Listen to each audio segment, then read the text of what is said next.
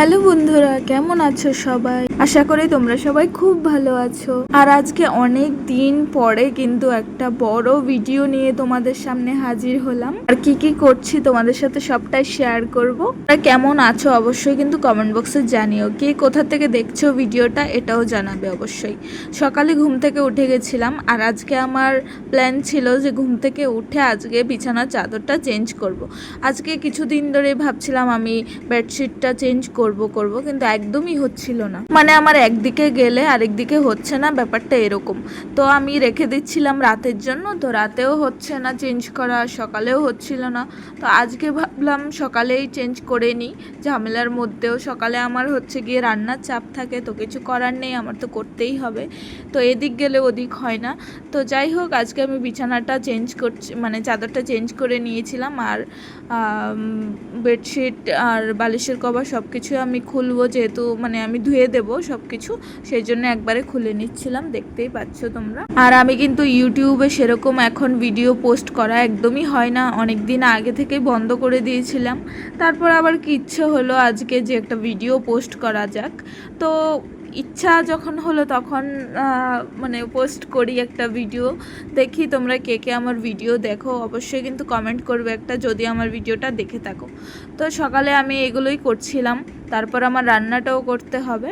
যেহেতু এখন আর বড় ভিডিও করি না, একটু আনকমফোর্টেবলও লাগছিল, যেহেতু অনেক দিন পরে এরকম একটা ভিডিও করছিলাম। তারপরে এই যে কত ধুলো চারিদিকে, কি বলবো, আমার আবার অসুবিধাই হচ্ছিল ধুলোর জন্য।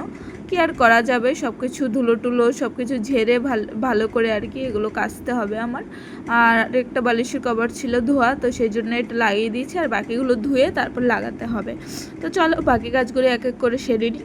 আর আজকে হচ্ছে শনিবার ছিল, আজকে মেয়ে বাড়িতেই ছিল, মেয়ের স্কুল ছিল না, শনি রবি ছুটি আছে, তো একটু ঘরের কাজ বাজ করতে পারি। আর যেদিন মেয়ের স্কুল থাকে তো সেদিন আর মেয়েকে স্কুল থেকে এনে রান্নাবান্না সেরে তখন আর ঘরের কাজ করতে আমার একদমই ইচ্ছা করে না।